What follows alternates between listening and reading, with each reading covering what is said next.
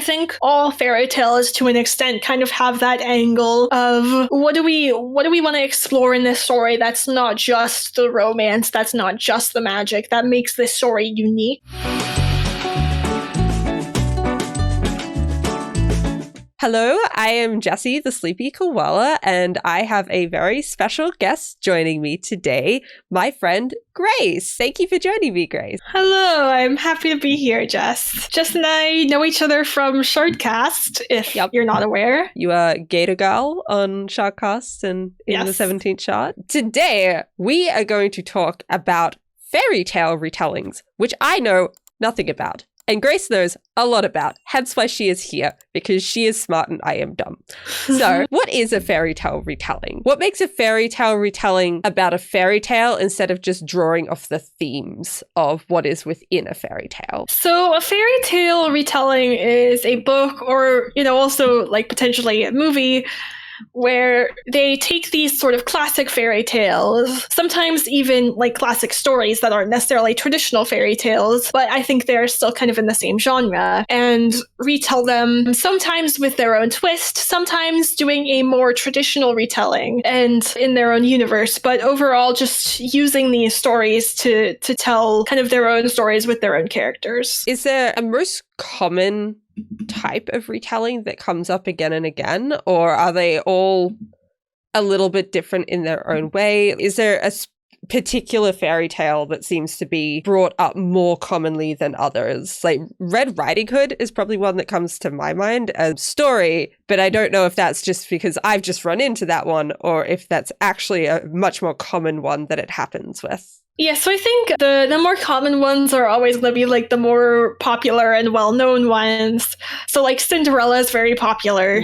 That's going to show up all the time. When you're talking about fairy tale retellings, I think you have to talk about Disney, because Disney popularized a lot of these most well-known versions of some of these fairy tales. A lot of people only really know fairy tales from Disney movies. So you're going to see a lot of influence from Disney, and a lot of the most common stories are going to be ones that Disney has used and made movies about. But I think you can find retellings of pretty much any fairy tale if you look further and kind of are in this genre and know where to look. It's interesting with the Disney retellings because they're doing all the live action movies now. And I've definitely seen a lot of criticism against the live action movies versus the original animated Disney movies. But yet, the original animated Disney movies are not the actual original story either. And it's just interesting how people react differently to the same fairy tale retelling, even when it's done by the same company and same people. And even looking at these live action remakes, they're not the only company that's made live action versions of these fairy tales since the animated versions have come out. They're drawing the most faithfully from the animated movies because they own the animated movies and they're allowed to do that because of copyright reasons. But they're not unique in retelling these stories. I think they maybe for some of them kind of the one-to-one animated movie to live action movie, the way they're making them that way might be a bit unique, but the overall story, the overall plot is something that's been told many, many times and not just by Disney. It makes me think of that new Cinderella movie that came out from Amazon, and I have seen so much hate against it, but I love it so much. It's very modernized, but I think that's kind of the point of it. And it takes the story, but then goes, how camp can we go with this? And just runs with that idea. And I don't think any of the extra things that they've added in, like whether it be the changes to personality, the sassiness, anything like that, I don't think it's unintentional. So that is probably one of my current favorite Cinderella stories, just because it's the Cinderella story, but it's done slightly differently while still maintaining that really core base story. Like everyone who watches it is going to go, this is Cinderella. No one's going to miss that point, but it is still different and I really like it. I think it's great fun. So something that I was interested in is there are obviously fairy tale retellings, but then there are also stories that draw off the themes of a fairy tale without necessarily trying to retell the story. I wonder where the line is in between these, between completely faithful and I'm just going to take a few themes, a few ideas, and make another story with that. And where the fairy tale retelling umbrella might end in between. And what do you think of that? I think there's probably a lot of shades of gray in there, because there's a spectrum. Like, you might have a book that starts out really faithfully, and then halfway through the book things just go completely off the rails and it goes in a completely different direction, and that's the point of the author is kind of intentionally trying to use those. And then you have other books where the author might take a lot of common fairy tale tropes and might reference a lot of fairy tales, but kind of mix them up and tell their own original story with those tropes. But you can see, if you know the original fairy tales, you can see, okay, they're doing that beat from Cinderella, that beat from Rapunzel, that beat from Sleeping Beauty, but putting them in their own unique story with their own unique characters. Have you seen Into the Woods by any chance? The Yes, musical? I have seen Into the Woods. Everything you were just saying reminded me so much of Into the Woods and what they do with that story and the fairy tales in it. I think overall, I would probably still consider those things a fairy tale retelling, but other people might have different opinions. Are there any particular tropes, themes, things like that that you would expect in a fairy tale retelling if you were to pick one up at random, say, from a shelf full of them? What is it that you kind of are expecting to go into in the way that, like, you go into a romance, you're like, okay, there's going to be romance in here? In general, I think I would expect fairy tale retellings to have romance in them, because these stories are often like love stories, romantic, but I think even that's not necessarily a given. There are some different directions you can go with fairy tale retellings. You can go the very traditional magic, romance, fairy tale elements. You can go, this is a modern story, but it still kind of is a fairy tale retelling. Taking Cinderella. Cinderella is a working class girl. Prince Charming is a wealthy man who isn't necessarily a prince, but has a lot of privilege in the modern day. And then the fairy godmother is just like a kindly neighbor who happens to have this stuff to give her. So like the magic element isn't necessarily a given depending on what you're picking up.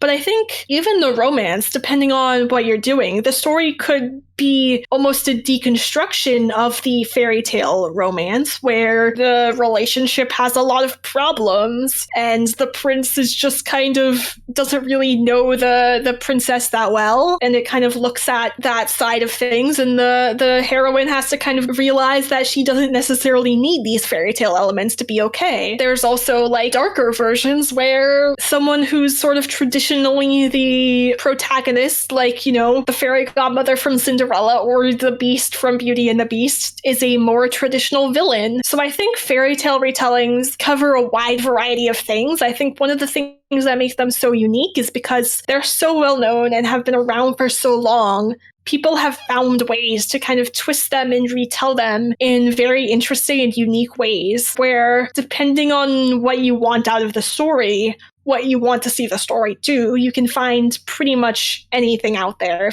if you look hard enough. And there seems to be at the moment a push towards looking at the villains of the stories more than the heroes. And there's a lot of stories that seem to be coming out that are about the bad guys in the stories that we know. Ursula, Cruella, Maleficent. I'm just thinking of from the movie side of things, because I don't know much about the book side of things, but that seems to be a really big theme at the moment, and how things are being explored in a different way. Yeah, definitely. Kind of a story where you kind of twist it and go, okay, but what if, this villain really did have the protagonist's best interest at its heart and was protecting them from things, and, they were kind of an ungrateful, unreliable narrator in the original fairy tale. And it makes me just think back to the Grimm Brothers were the originators of a lot of these fairy tales. Is that correct? So the Grimm Brothers collected a lot of these fairy tales. They were stories beforehand, but I think they were the first to really write them down and collect them.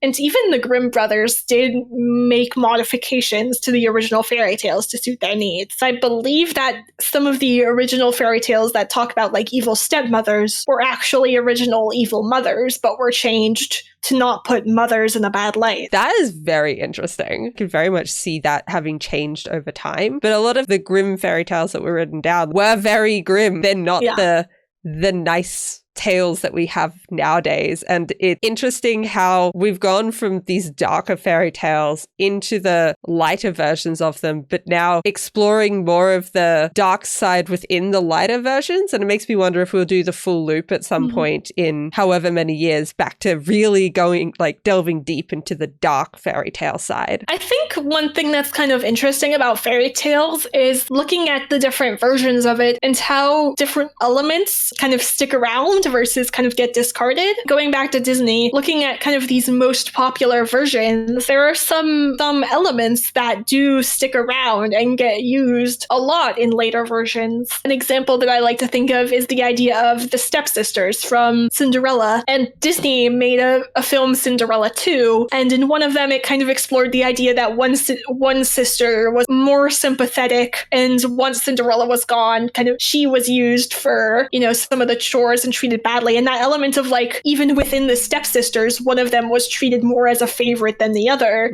kind of gets carried over into some future versions of this story. And touching back on the Amazon Cinderella from earlier, the stepsisters in that are treated differently by the stepmother as well. But the whole family dynamic in that movie is very fascinating. She's still at the bottom of the pile, but she doesn't seem to like dislike her family. And the stepmother does seem to care to some extent of not wanting the family to be brought to ruin. And that includes all three of them. And the stepsisters have a much more amicable relationship with Cinderella than, say, like Into the Woods, where they completely do not have a good relationship.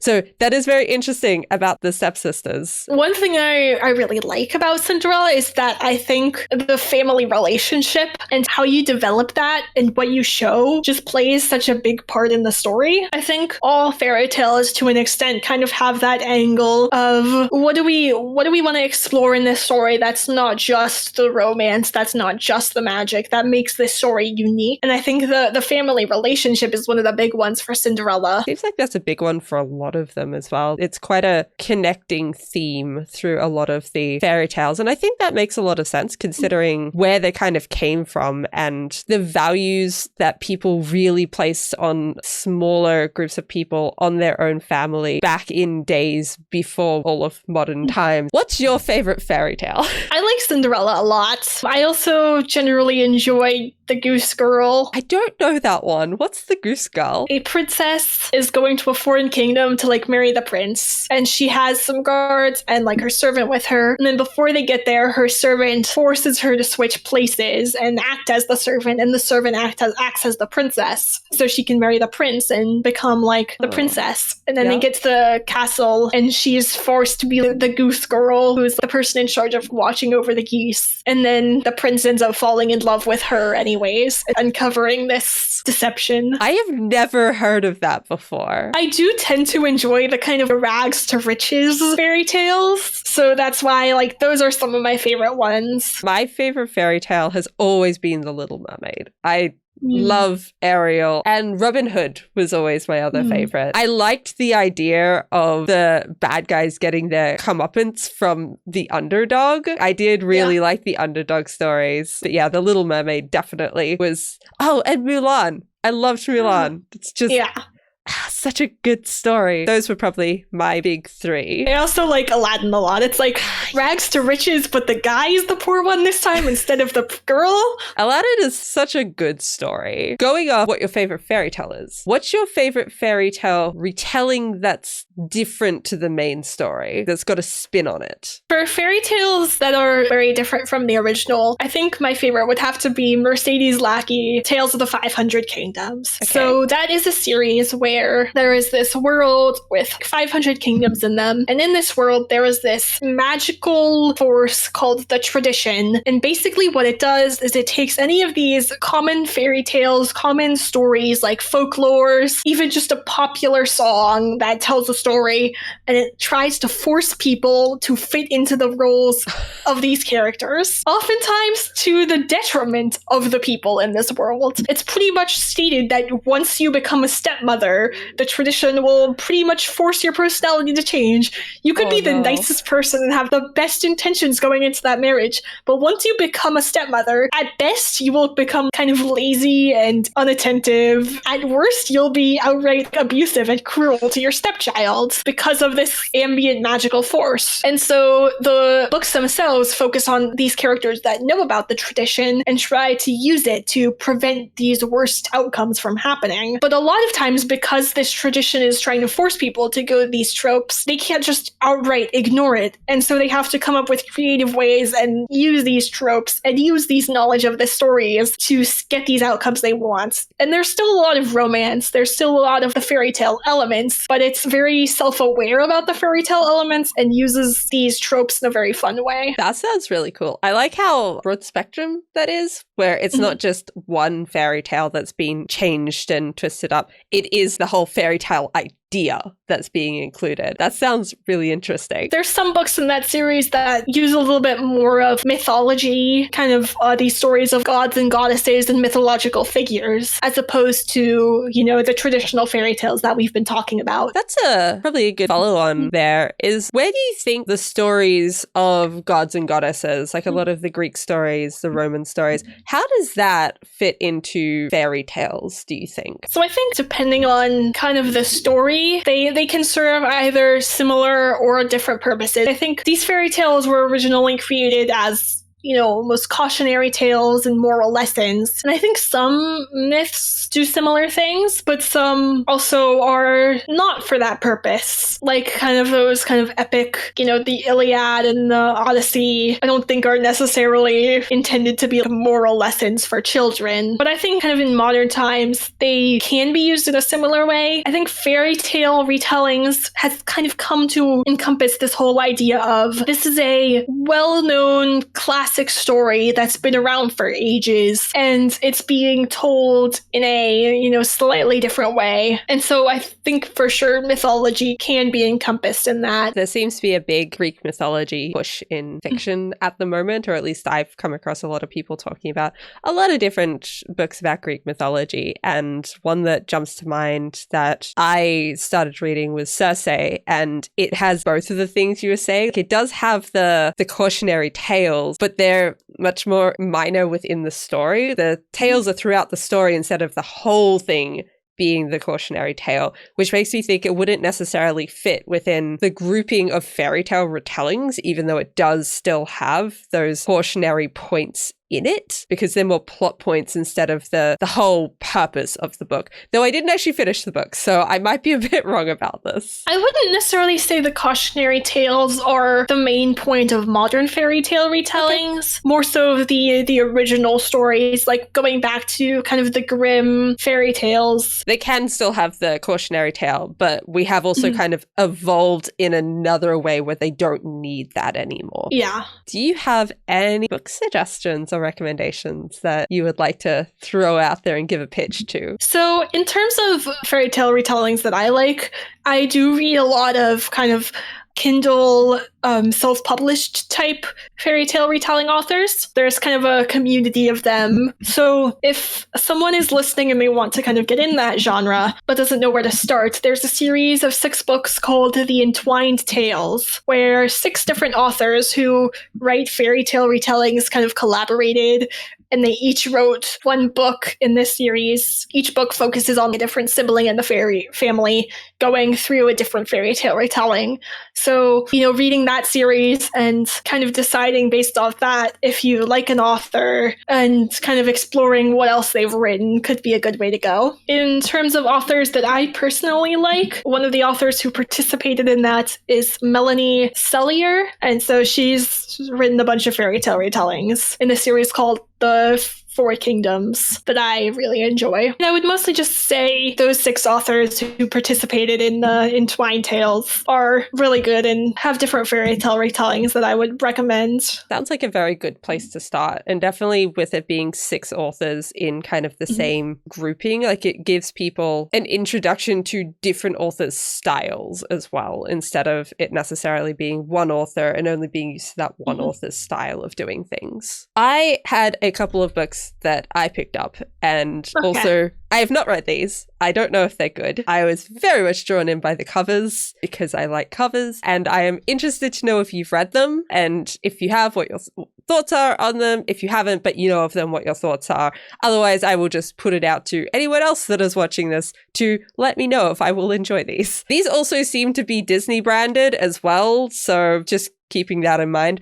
The first is called What Once Was Mine by Liz Branwell. It's a Rapunzel retelling where instead of Rapunzel getting the gift of healing with her hair, she gets the gift to hurt people instead. And she's being kept in the tower for the safety of everybody else until she leaves to go look at the magical lights. And I thought that was a really interesting change to the magic that really twists the entire tone of Rapunzel as a story. I'd be curious if that one was written before or after Tangled the animated series, because I do believe in that show there is some kind of way for her to hurt people with her hair. It was written this year, so I'm gonna assume after. Yeah. I wonder how much of that book draws from the Tangled animated series. That would be an interesting thing if someone has both watched the show and read to compare. Yeah. Is the animated series also one by Disney, or is that by someone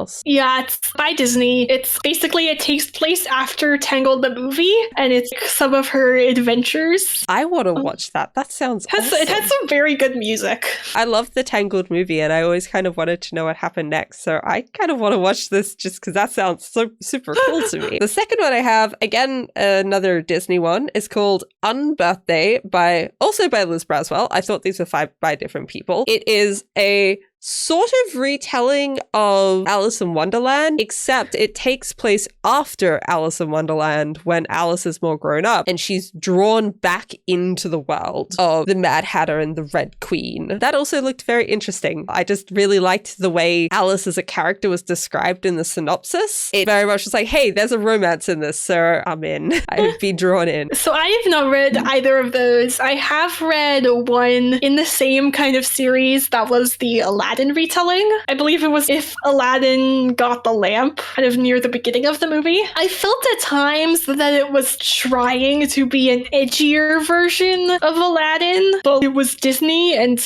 wasn't willing to go... Not commit. Yeah, not fully commit, almost. That was just sort of the impression I got out of it. I just looked it up. It's A Whole New World, and it is also by Elizabeth Braswell. Same author. So I'll see how she goes with these ones in that case. Yeah. But I could definitely see Disney being the company to want to do something darker, but not being willing to commit and follow through with it, and it kind of sitting in that edgelord zone almost. I did like the element of Aladdin and Jasmine becoming guerrilla freedom fighters against Jafar after he takes over the kingdom. That does sound pretty cool. It's like they're trying to make this dark, but it didn't quite hit right. The other fairy tale retelling that I don't have yet, but I do want to read is called Target by Darcy Cole. It's a retelling of Robin Hood, except it's a gender-swapped Robin Hood. It sounds good. I like it. I love Robin Hood as a